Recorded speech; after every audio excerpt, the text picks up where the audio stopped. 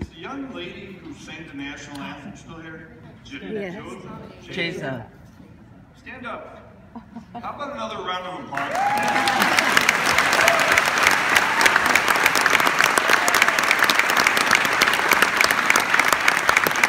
I want to thank her, you know, I have a little selfish indulgence here.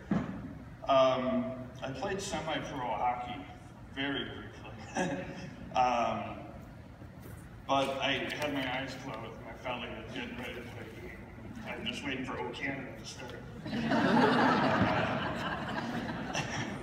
So thank you for that trip down memory lane. That was really cool. Thanks for all the school people that do what they do. It's, gosh, I'm overwhelmed by what I'm hearing. So thank you for all of you youngsters for doing that. I'm not very good at this, so I'm glad the youngsters also read right from a piece of paper and I don't have to make eye contact. So I'll just kind of go through this. It's my story. I'd like to thank Debbie Christensen for giving me this opportunity to share my story with you this morning. Our paths did cross back in spring of 2013 when I was going to the food bank for the first time, and now I understand that she wears a lot of hats aside from being the director of the food bank. But she didn't connect to my story until this past summer when I was invited to share at the Auburn Library with Washington Can and their discussion with the everlasting concerns of the limitations that food stamp benefits are having now and the real threat of them being slashed further this upcoming year and beyond. Again, that's where Auburn Food Bank and local entities fill up the slack.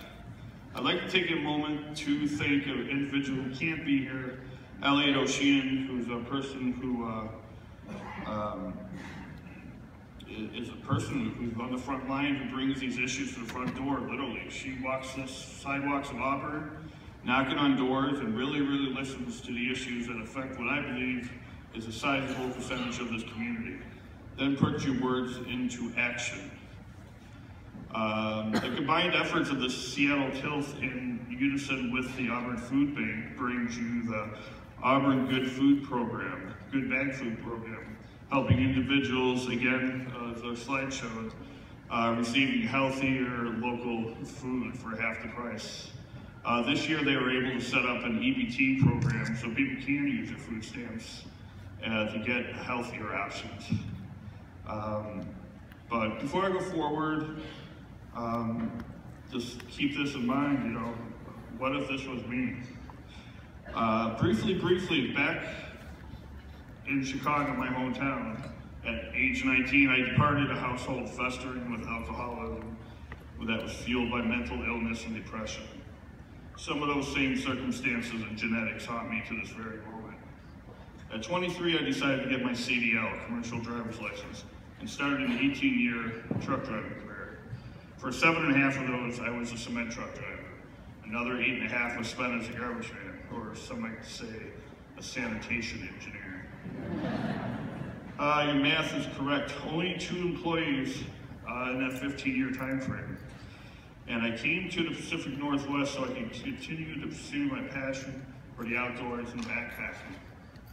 I was unaware at that time my next big adventure in the great outdoors would take place as a homeless person in the concrete jungle of Everett, Seattle, Washington. Well before my life's roller coaster extended to a stratosphere of incomprehensibility, I started dealing with those personal issues. In 2009, upon leaving a 60-day alcohol treatment center, I moved into my first clean and sober house.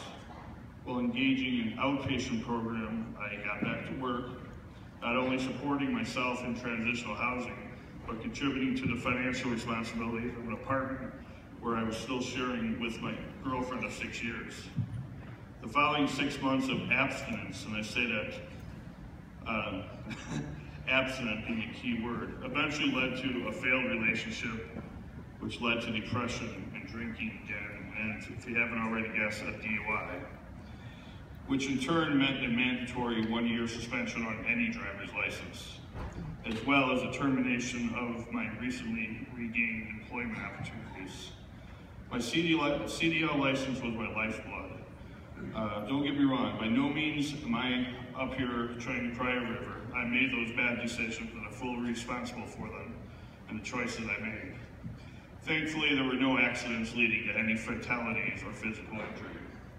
The single scenario led me to jail for the first time at 42. Due to lack of funds and with no help on the outside, upon my release 5 weeks later, I found my whole life had been thrown into a dumpster. Strangers living in the apartment I had since I left Chicago, and homeless literally with the clothes on my back. My SUV was pounded to the sum of irretrievability. Could that be you? Or your next door neighbor? Or the folks down the street? How about your child's best friend's parents? I felt the need to emphasize these particulars because I am just another blue-collar American working his way to find a stability of life worthy of credibility and respect. Paying my taxes and throwing change into the collection jar at the store counters or the holiday season bucket, ironically donating to the Auburn Food Bank through the efforts of Grocery Outlet. Let's not forget all those damn Girl Scout cookies. I mean, that butt still can't stop me. Thank you for those. This is where I like you to pay a little more attention, because this is what I think the average everyday American is thinking. Frankly, because this is what I truly believe. Well, I'm glad I paid my taxes all these years, because I'm going to need help with social services that have been put in place and built into the system to help folks like me in these situations. Boy, did I get a wake-up call. With a slowed economy in the early 2000s, most of the services that could have helped me were out of money or had been slashed altogether. This is yet another reason why I admire good souls like Elliot from Washington Can so much. Walking the streets, bringing these issues to your doorstep so she and her affiliates at can get politicians to see the importance of how struggling individuals and families rely on their food stamps to survive, which in turn makes you being here this morning and listening that much more important. A revolving door at the Snohomish County Jail followed because of my homelessness. Trespassing charges for sleeping in easements between garages and doorways, then warrants for failure to appear on these trespassing charges. Because somebody stole my backpack while I was sleeping, or I couldn't read the court dates tickets because they were saturated from the elements. As a homeless person, I had real trouble getting to locations that could help me. There were times when I had spent 3 hours plus on the bus system to make an appointment, only to be told at the appointment you waited 6 weeks for that it has to be rescheduled because your case manager had a personal issue. The next availability for you to meet is 3 to 4 weeks out. Well, those are hard pills to swallow when you know you lost your bed at this mission or shelter because you weren't back in time for bed check. Try staying sober when your bed is gone and your hope is put on hold for another month. My alcoholism and lack of resources furthered all these aforementioned issues to repeat for about another very, very long 2.5 years. Eventually, I secured a continuous bed while staying at a bunk bed infested shelter in downtown Seattle. I began working day labor to try to get my life back on track, only to have my food stamp benefits cut from $184 to $16. That's because I was being honest and reported in with DSHS with their 6-month eligibility review requirements. For someone who doesn't have a refrigerator or a storage locker to put canned food types in, and working the hours that local feeds and meals are operational, my food stamps were a necessity, but didn't last very long, especially when reduced to $60 allotments each month. The usual minimum wage or slightly above day labor jobs I was working went to gloves, food, and hydration for work. My basic needs were far from being met. My alcoholism was still a consistent battle. Fortunately or not, my alcoholism took me to the abyss and beyond, and eventually to Thunderbird Treatment Center in the Rainier Beach area.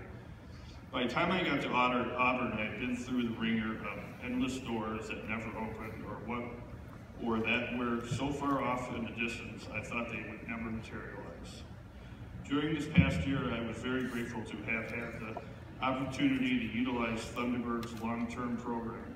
In that 4 months, I was able to close all my legal issues, enroll and complete a warehouse logistics course at South Seattle College, while receiving 4 certifications, including forklift operator, hazmat, first aid, and a Washington State traffic control cards.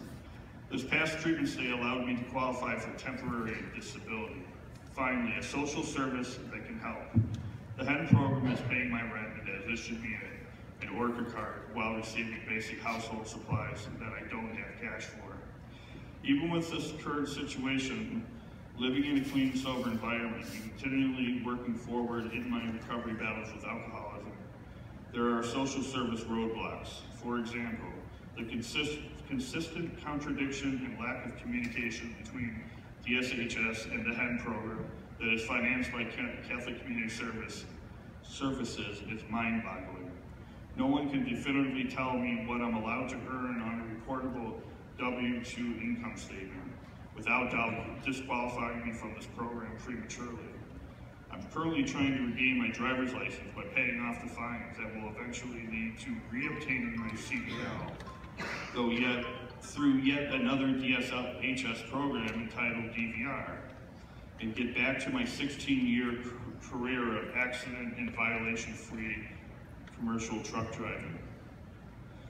As of this morning, I have 8 months and 16 days sober.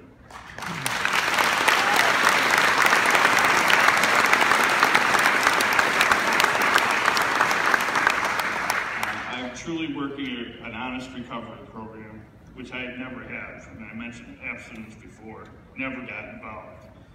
I thought I could do it on my own.